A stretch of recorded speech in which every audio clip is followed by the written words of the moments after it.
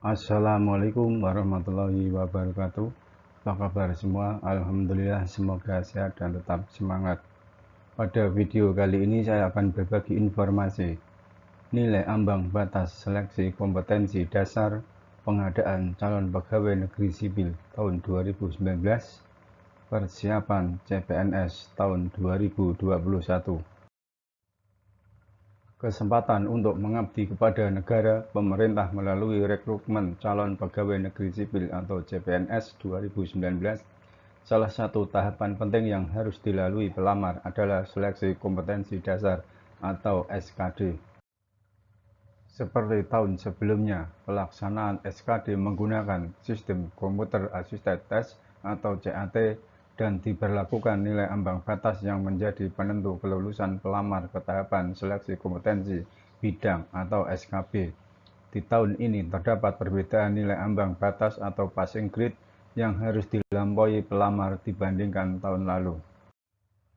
Kepala Biro Hukum, Komunikasi dan Informasi Publik Kementerian Pendayagunaan Aparatur Negara dan Reformasi Birokrasi atau PAN-RB, Andi Rahardian mengatakan bahwa Kementerian PAN-RB telah melakukan evaluasi terhadap soal-soal SKD dan pelaksanaan tes CPNS tahun lalu sehingga terdapat perubahan passing grade dan jumlah soal. Soal-soal tahun ini dinilai lebih berbobot dengan kontrol yang lebih ketat.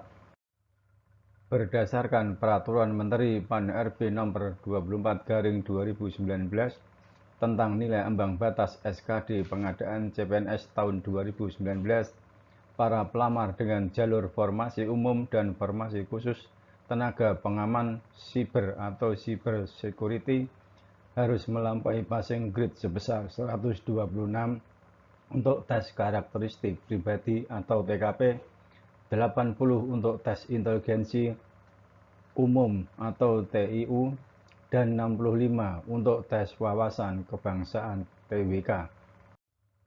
Lanjutnya dikatakan perubahan nilai ambang batas juga dipengaruhi karena komposisi soal yang berubah untuk tahun ini. Jumlah soal TWK yang semula 35 menjadi 30, sementara jumlah soal TIU semula 30 menjadi 35, sedangkan jumlah soal TKP tetap, yakni 35 soal. Perubahan ini tidak akan berpengaruh terhadap kualitas ASN.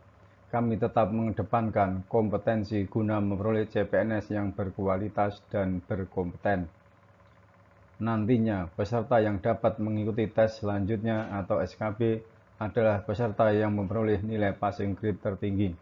Bila formasi hanya satu, maka 3 peserta dengan nilai tertinggi yang dapat ikut tahapan selanjutnya. Tak hanya formasi umum dan formasi khusus cyber security, rekrutmen CPNS 2019 juga dibuka untuk formasi khusus lainnya. Bagi formasi khusus yang terdiri dari lulusan terbaik, cum laude, dan diaspora, nilai kumulatif yang harus dilampaui adalah 271 dengan nilai TIU minimal 85. Sedangkan untuk penyandang disabilitas harus melampaui nilai akumulatif 260 dengan TIU paling rendah 70, serta putra-putri Papua dan Papua Barat harus melewati nilai akumulatif minimal 260 dengan TIU 60. Pemerintah juga memberikan perhatian khusus kepada beberapa jabatan yang kurang diminati atau langka, jabatan dokter spesialis, dokter gigi spesialis, dokter pendidik klinis, dokter gigi, instruktur penerbang, nilai kumulatifnya paling rendah 271 dengan nilai TIU 80. Sedangkan untuk pelamar pada jabatan rescue, bosun, jenang kapal, juru mesin kapal, juru minyak kapal, juru mudi kapal, kelase, kerani, oiler, nahkoda, mualim kapal, kepala kamar mesin kapal, masinis kapal, mandor mesin kapal, juru masak kapal, dan pengamat gunung api harus melampaui nilai kumulatif paling rendah 260 dengan TIU minimal 70. Kelompok soal tes CPNS. Dalam SKD terdapat 3 kelompok soal, yakni TWK, TIU, dan TKP. TWK dimaksudkan untuk menilai penguasaan pengetahuan dan kemampuan mengimplementasikan nasionalisme, integritas, bela negara, pilar negara, dan bahasa Indonesia.